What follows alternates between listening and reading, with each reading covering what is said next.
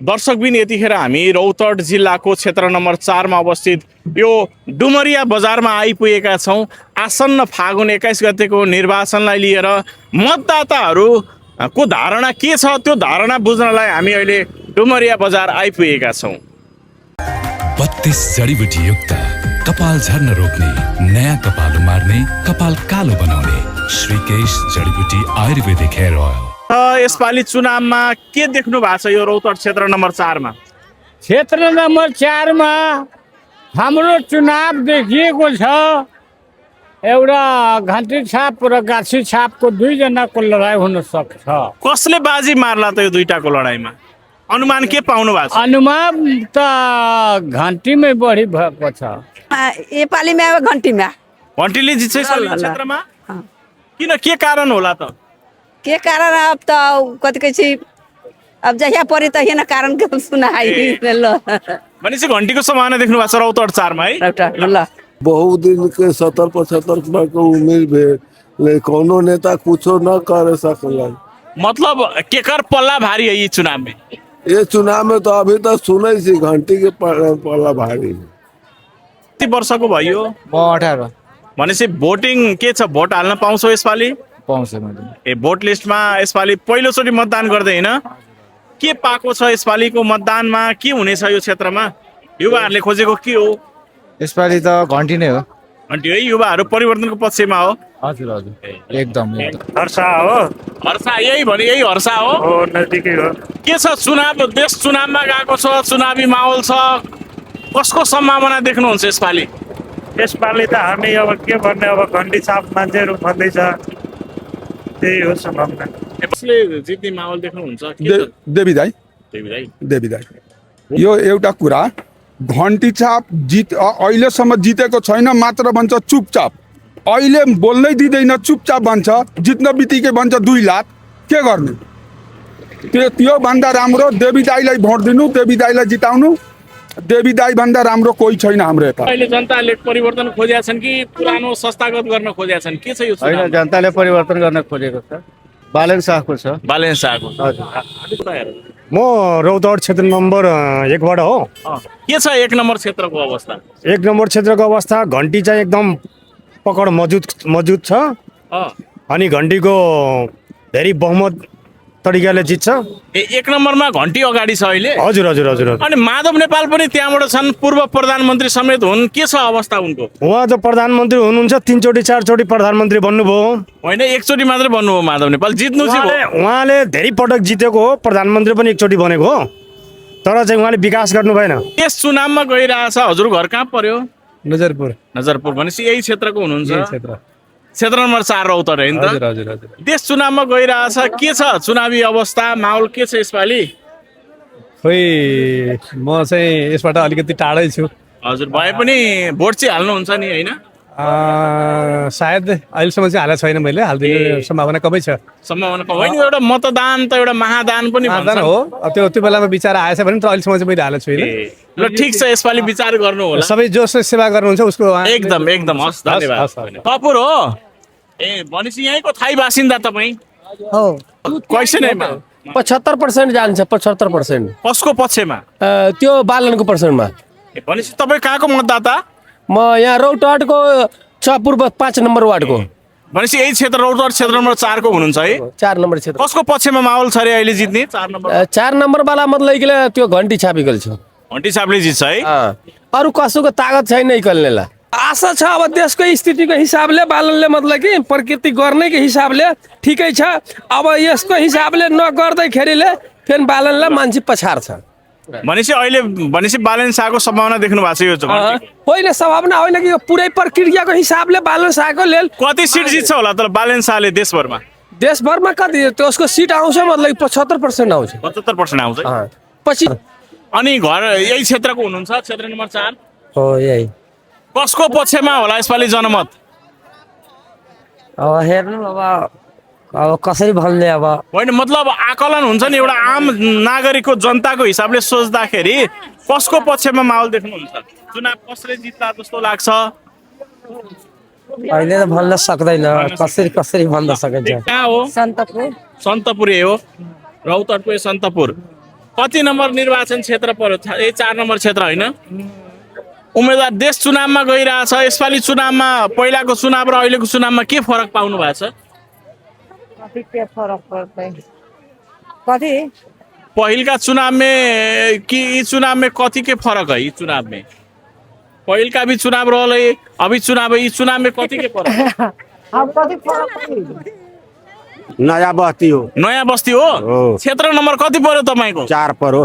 यो चुनावलाई र पहिलाको चुनावमा कुन रूपले हेर्नु भएको छ? यो चुनावलाई पहिलाको भन्दा फरक? पहिले त गासी साप रहेको छ, अब घन्टी साप भयो। अब घन्टी छाप हो। जित्ने के छ यो? अब अहिले घन्टी साप जित्छ। घन्टी जित्छ है यो क्षेत्रमा? बालम जित्छ। बालनको पार्टीले जित्छ। हो, बालनको पार्टीले जित्छ। बालचनपुर यो कति नम्बर क्षेत्र पर्यो रौतहटको? 10 वडा 10 होला। क्षेत्र नम्बर चुनाव आइरहेछ 21 गते, थाहा छ?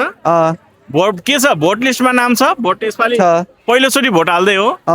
यसपालि अनि पहिलोचोटि भोट हाल्दै अनि कस्तो अनुभव भइरहेछ? यसपालि नयाँ मतदाता कतिको उत्साहित हुनुहुन्छ? धेरै छ नयाँको।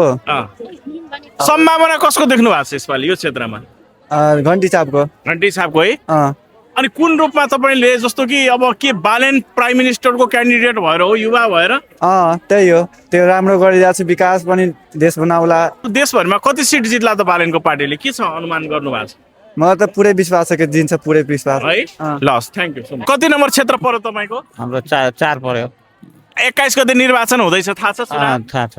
के छ यो क्षेत्र नम्बर 4 को राजनीतिमा अहिले के पाउनु भएको छ तपाईँले विगतको तुलनामा? के भन्नु, अहिलेसम्म के पाएको छ? होइन, उम्मेदवारहरूबाट कतिको अपेक्षा छ? यो क्षेत्रमा कसको पल्ला भारी हुने देख्नु भएको छ? अहिले त अब के भन्नु, अब कसैले भनेको छ कि घन्टीको पल्ला भारी छ, कसैले भन्छ कि अब कोही हेर। तपाईँको मनमा चाहिँ के लाग्छ, कसको पल्ला भारी हुन सक्छ? घन्टी कि जस्तो लाग्छ है। ल, रौतहट क्षेत्र नम्बर कति? क्षेत्रमा 4 पर्यो है। अनि फागुन 21 गते निर्वाचन हुँदैछ, चुनाव थाहा छ? हजुर थाहा छ। के छ क्षेत्र नम्बर 4 को राजनीतिमा कसको पल्ला भारी हुँदैछ? अब सबैको एकै नासको जुन पार्टी छ सबैको एकै देखेर रहेछ कि उसले पनि आफ्नै गरिरहेछ। हो, पल्ला त भारी जस्तो लागेको छ घन्टीको।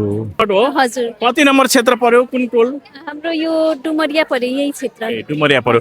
अनि यो भन्दा अगाडि मतदान भोट हाल्या हो? हजुर, हालेको हो। पहिला कांग्रेसमा हालेको, अब चाहिँ यही हाल्ने बालेनलाई यसपालि। भनेपछि यसपालि तपाईँहरूको मनसँगै मत पनि परिवर्तन भयो?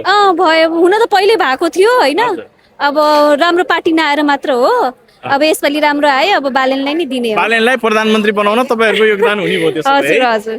ल, हस्, थ्याङ्क यू सो मच। क्षेत्र नम्बर कति हो? 4 नम्बर क्षेत्र हो। अनि यो 21 गते चुनाव हुँदैछ, थाहा छ? हजुर। के छ यो चुनावमा कसको पल्ला भारी हुँदैछ त?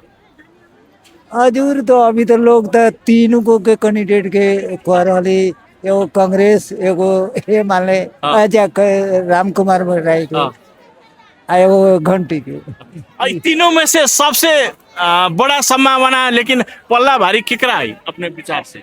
अभी तक घंटी है के लोग घंटी के है, देश भर घंटी के माहौल है, इस क्षेत्र में भी घंटी के है। अभी हमनी के क्षेत्र में है। यो त बल्लेरी। हजुर। ए, बल्लेरी भनेपछि विश्रामपुर है? हजुर हजुर। उमेर त पुगेको, भोट लिस्ट बनाएको छैन। ए, ल, हस्, निर्वाचनमा गइरहेछ देश। अनि कहाँ भन्नु न केमा होइन, त्यो होइन, यो पब्लिकको ओपिनियन, जनताको के छ अहिलेको? अनि सबै त चोरै हुन्छ, कसलाई दिने त? मतलब यसपालि भोट नगर्ने? त्यसो गर्ने तर राम्रो मान्छे हेरेर गर्ने दाइ। भोट त गर्ने र देश कस्तो देख्नु भएको छ यो क्षेत्र नम्बर 4 को माहौल? हुन त घन्टी छापको हो, यहाँको मान्छेको स्थिति हेरेर त घन्टी छापको हो।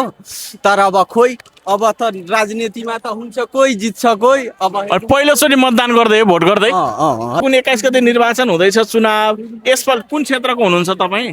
रौतहट जिल्ला हो, यही बालचनपुर हो। बालचनपुर 4 नम्बर क्षेत्र।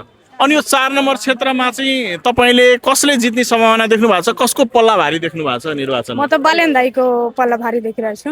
हो, भनेपछि बालेन दाइ कुन चुनाव चिन्ह हो त?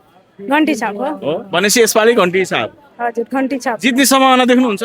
पक्का नै जित्ने सम्भावना छ, किनभने अरू नेताहरू त आफ्नो स्वार्थमा मात्र आफै डुबिरहेछ। आफ्नो परिवारको लागि आफ्नो बालबच्चाको लागि मात्रै सोचिरहेछ तर अरूहरूको लागि सोचिरहेको छैन। यसपालि परिवर्तनको पक्षमा हुनुहुन्छ है? परिवर्तनको पक्षमा ल, हुनुहुन्छ। हस्, धन्यवाद। अनि फागुन 21 गते निर्वाचन हुँदैछ, चुनाव आउँदैछ देश। यो चुनावमा चाहिँ कस्तो देख्नु भएको छ? यो क्षेत्रमा कसको पल्ला भारी देख्नु भएको छ? कसले जित्ने सम्भावना? बालन शाहको एकचोटि त मौका दिनु पर्यो नि त। घन्टी शाह हरैया पलटुआ ए कौन क्षेत्र है? 4 नंबर क्षेत्र। और देश निर्वाचन में है, चुनाव में है, इस क्षेत्र नंबर 4 में कौन पार्टी के माहौल है? लोकसभा जाएगी घंटी छाप के घंटी साहब के माहौल है। घंटी के माहौल है अभी इस क्षेत्र में। हाँ ये घंटी के केना एकाएक माहौल भेले अपने के? अब केना बेला लोकसभा सब बचाए ये निमन काम करते निमन होता है। ये एक बार जीत के न होता फिर दोबारा आवे के पड़ता है। भोट दिने हो, नयाँ युवा हो, नयाँ युवाको लागि चान्स दिनु पर्यो कि देश आगे बढ्छ भनेर। अब धेरै पुरानो मान्छे भइसक्यो, अब त केपी शर्मा ओली हो चाहे जुन होस्, अब त युवाको पक्षमा चल्नु पर्यो देशको लागि। Okay, thank you. हजुर सर, बलुवा यही रौतहट जिल्लाको 10 क्षेत्र वार्ड नम्बर 10 है, यसै 4 नम्बर क्षेत्रको हो। अनि फागुन 21 गते निर्वाचन हुँदैछ, थाहा छ सर। अनि यो निर्वाचनमा कसको पल्ला भारी हुने सम्भावना देखिएको छ? बालन दाइको हजुर हो। भनेपछि बालेन दाइको पार्टीले जित्ने सम्भावना छ यो 4 नम्बर क्षेत्रमा है? हो। बालन शाहको पल्ला भारी छ है। बालेन शाह कुन छाप हो थाहा छ? घंटी छापले यो क्षेत्र नम्बर 4 मा जित्ने सम्भावना देख्नुभयो तपाईँ? अलि सुन्ने गरी भनिदिनुहोस्। हामी त्यतिको भन्छु, धेरै कराउँदैन हामी। ल, फागुन 21 गते निर्वाचनमा गइरहेछ, कसको सम्भावना देख्नु भएको छ? कसको सम्भावना सबले देखिरहेकै छ, त्यसमा देख्ने कुरा के छ र? देख्नु भएको? बालेन सर जिन्दा छ र जिन्दा अब हुन्छ र हाम्रो देशलाई उज्जवल बनाउने आश हामीले गरिसकेको छौँ, उहाँलाई नै बनाउने भनेर। यसपालि रौतहट क्षेत्र नम्बर 4 मा तपाईहरु घन्टी नै बजाउने, ल जोडले अलिकति हैन बेसरी बजाउने हो घन्टी। कतिको एक्साइटेड हुनुहुन्छ फर्स्ट टाइम भोट दिँदै गर्दा? एक्साइटेड त अब त्यही हो, धेरै छु एक्साइटेड। यसपालि यो क्षेत्रमा कसको पल्ला भारी देख्नु भएको छ? यसपालि त अब त्यस्तो डाइरेक्टली त नभनौँ होइन, अब त्यस्तो डाइरेक्टली त भन्न मिल्दैन। त्यही हो, अब भोट त दुईटामा हाल्न मिल्छ नि त। होइन, अनुमान चाहिँ के छ? कसले जित्ने सम्भावना देख्नु भएको छ भन्न खोजे कि यसपालि यो क्षेत्र? यसपालि बालेन है यो क्षेत्रबाट भनेपछि बालेनको उम्मेदवारले जित्ने।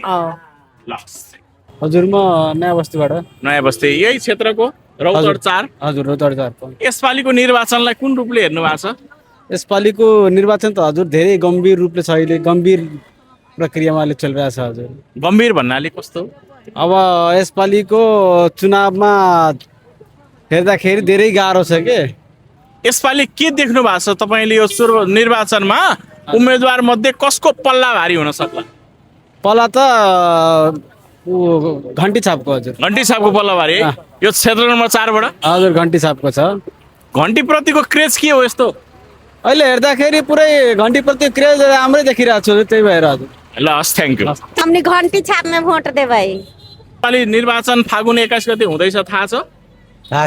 यो क्षेत्रबाट कसको पल्ला भारी हुन सक्छ?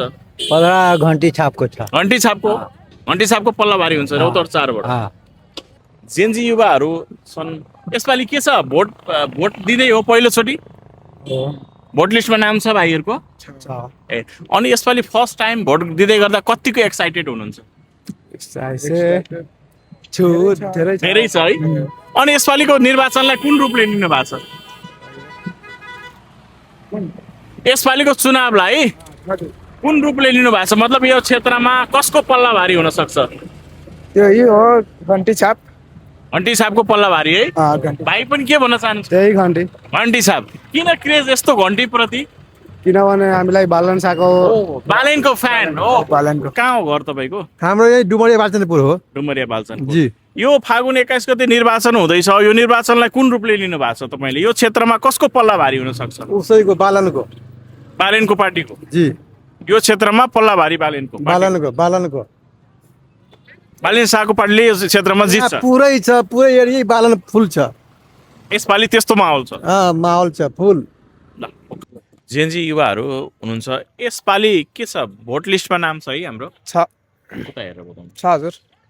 क्षेत्र नम्बर 4 लगायत रौतहट जिल्लाभरि यो देशैभरि चुनाव हुँदैछ यो चुनावलाई कुन रूपले हेर्नु भएको छ तपाईँहरू युवाहरूले अब के भन्नु अब त्यसमा अब हेरौँ न अब कुन रूपले हेरेको अब यसपालिको चुनावमा त अब जे भन्न सक्दिनँ अब कुन के हो कसले जित्न सक्छ यो चुनावमा कसले जित्ने माहौल देख्नु यसपालि बालनसालै जित्छन् घन्टी चाप जिन्दाबाद यसपालि घन्टीकै तपाईँहरू यस्तो बालेनको फ्यान हो बालनको फ्यान भन्दा नि उसको कामको अब जसले काम गर्छ भोट त उसलाई हो नि यसपालि बालेनको पार्टीलाई तपाईँहरूले दिने के भन्न चाहनुहुन्छ बालनजीलाई अब शुभकामना जितोस् केही राम्रो गरोस् आश छ ल